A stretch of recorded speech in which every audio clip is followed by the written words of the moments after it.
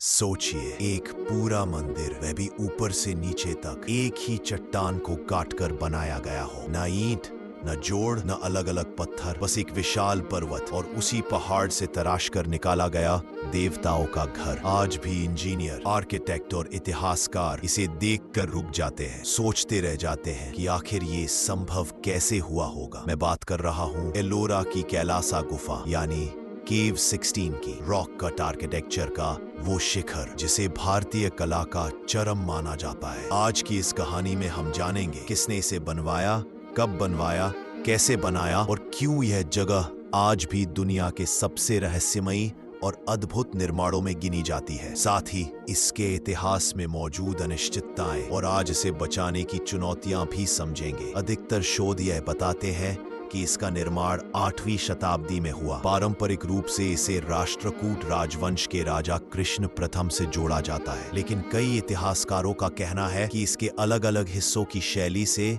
ये संकेत मिलता है कि पूरा निर्माण शायद कई पीढ़ियों तक चलता रहा। दूसरे शब्दों में इसका इतिहास एक रेखीय नहीं बल्कि परतों में बुना हुआ है। अब आता है सबसे हैरान कर देने वाला हिस्सा। इस मंदिर को उल्टी दिशा में तराशा गया, ऊपर से नीचे। पहले पहाड़ की सतह से चट्टान हटाई गई, फिर धीरे धीरे नीचे उतरते हुए मंदिर की हर मंजिल, हर दीवार, हर मूर्ति काटी गई। इस तकनीक में गलती की कोई गुंजाइश नहीं होती और पूरा हिस्सा खराब हो सकता था। इसका मतलब है कि जो कारीगर यहाँ काम कर रहे थे उन्हें संरचना की पूरी कल्पना पहले से करनी पड़ती थी, जैसे पत्थर में पहले से छिपी हुई आकृतियां देख पा रहे हो। कैलासा मंदिर को दुनिया भर में अनोखा बनाने वाली चीजें सिर्फ इसका आकार नहीं बल्कि उसकी बारीकियां भी है। विशाल नंदी मंडप, पहाड़ जैसे दिखने वाला ऊंचा शिखर, रावण द्वारा कैलाश पर्वत हिलाने वाला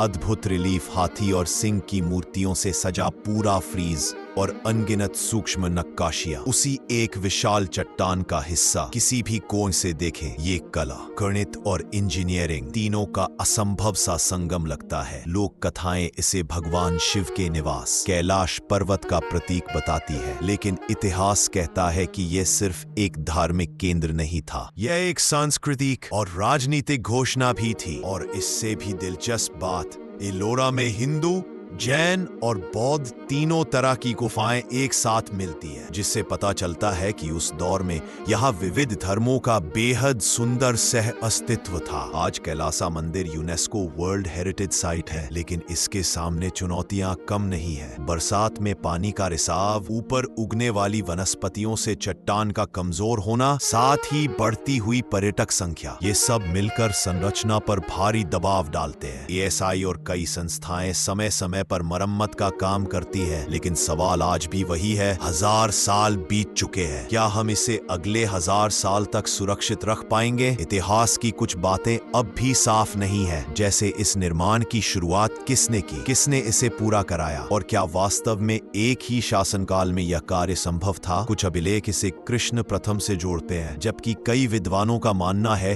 कि इसे पूरा करने में कई शासकों का योगदान रहा होगा। इसीलिए मैं यहाँ कोई अंतिम दावा नहीं कर रहा, सिर्फ शोध के आधार पर वही बातें बता रहा हूँ जिनका संकेत मिलता है।